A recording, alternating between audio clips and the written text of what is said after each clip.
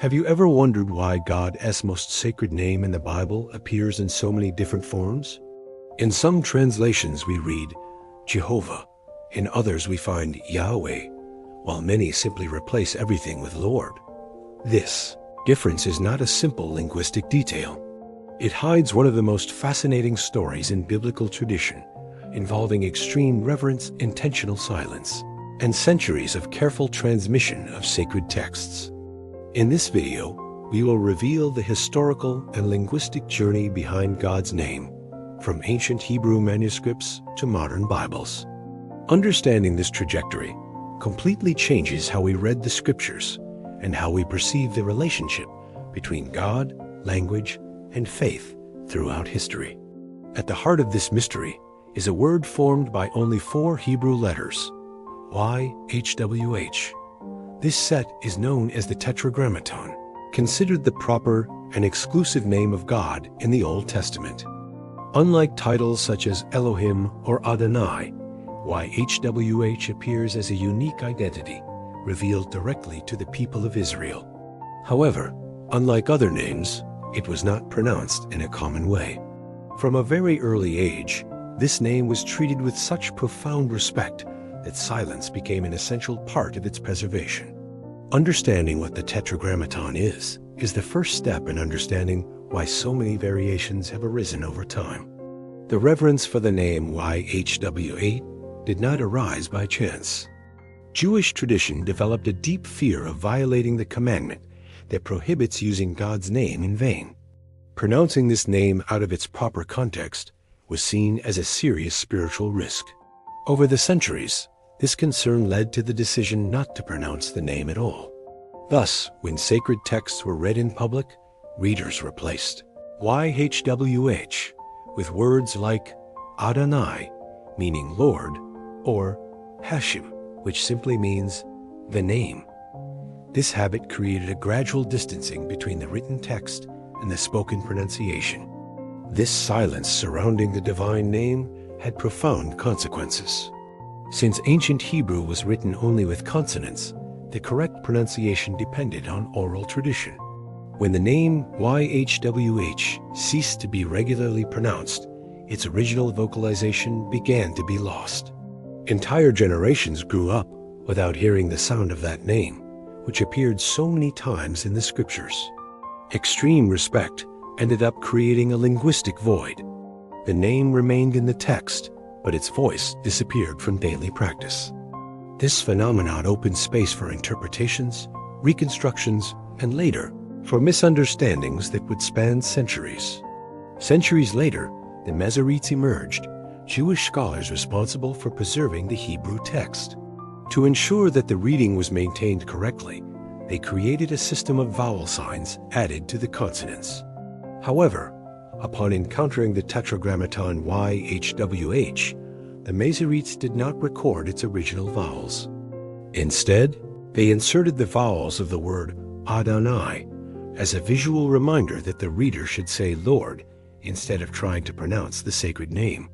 This decision was crucial for preserving respect, but it would also become the origin of a great historical confusion. When Christian scholars in the Middle Ages began studying Hebrew, many were unfamiliar with this substitution tradition.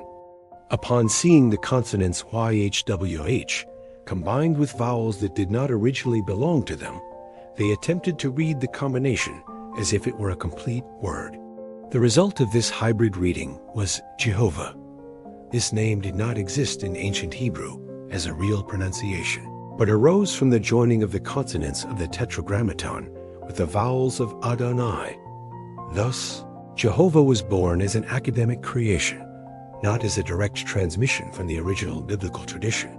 Despite its artificial origin, the name Jehovah spread rapidly. It began to appear in biblical translations, hymns, and religious teachings, especially in the Western Christian world. For millions of people, Jehovah became the name by which God was known and invoked. This consolidated usage caused the term to acquire spiritual and cultural weight, even without a historical basis in the ancient pronunciation. Here, we see how faith and tradition can give life to a word. even when its origin is the result of a linguistic misunderstanding and not an original usage. In the 19th and 20th centuries, biblical linguistics advanced significantly. Researchers began comparing Hebrew texts, ancient inscriptions, and proper names containing parts of the Tetragrammaton. These studies revealed consistent patterns, pointing to a pronunciation closer to Yahweh. Unlike Jehovah, this form fits better within the structure of the ancient Hebrew language and historical records outside the Bible. Thus, Yahweh emerges not as an invention, but as a reconstruction based on linguistic and archaeological evidence. Inscriptions found in ancient sites, such as seals and administrative documents, reinforce this reconstruction. Many Hebrew names ended with elements like Yahu or Yah, indicating an abbreviated form of the divine name. These fragments help scholars understand how the full name likely sounded when pronounced. Furthermore, ancient texts from neighboring peoples also refer to a deity called Yahweh. Together, this evidence strengthens the idea that this pronunciation is much closer to the original use of the Tetragrammaton. Based on these findings, many modern Bible translations have adopted Yahweh instead of Jehovah, especially in academic studies and theological contexts. Others prefer to retain Lord, respecting the Jewish and Christian tradition of reverent substitution. This diversity shows that the issue is not only linguistic, but also cultural and spiritual. Each choice reflects a specific way of dealing with the sacred, balancing historical fidelity, religious tradition, and theological sensitivity. The debate about God's name continues to this day. Some communities defend the use of Jehovah because of its historical presence in popular translations. Others insist that Yahweh represents a more faithful return to biblical roots. Still others prefer not to pronounce any specific name, keeping only titles. These differences reveal how the same text can generate multiple religious practices, all attempting to honor the same deity, but through distinct paths shaped by history and tradition. More than choosing a correct pronunciation, this discussion leads us to reflect on the meaning of God's name. In the Bible, names are not just labels. They reveal character, mission, and identity. When God presents himself to Moses, the name is linked to the idea of existence, presence, and continuous action. Thus, understanding YHWH goes beyond the sound of the words. It is about understanding how God reveals himself as the one who is, who was, and who always will be, regardless of how the name is pronounced. Bible translations play a central role in this journey. Each translation carries editorial choices that directly affect the reader's experience. Choosing Lord Jehovah or Yahweh doesn't just change a word, but influences the perception of divine closeness, authority, and identity. These decisions show that the Bible we read today is the result of centuries of transmission, care, reverence, and, at times, inevitable human interpretations. By revealing the history behind these names, we realize that the Bible is not a static text.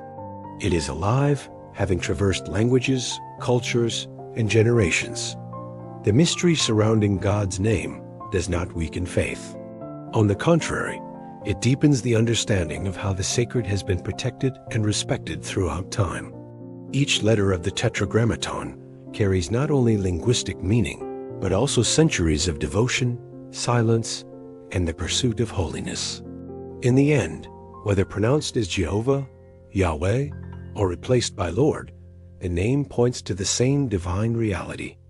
The essence of the biblical message remains intact, a God who is present, powerful, and revealed to humanity. Knowing the story behind the name is not just an academic exercise, but a way to see the scriptures with more depth and awareness. By understanding this journey, we begin to read the Bible not just as a book, but as a living testimony of the relationship between God, time, and language.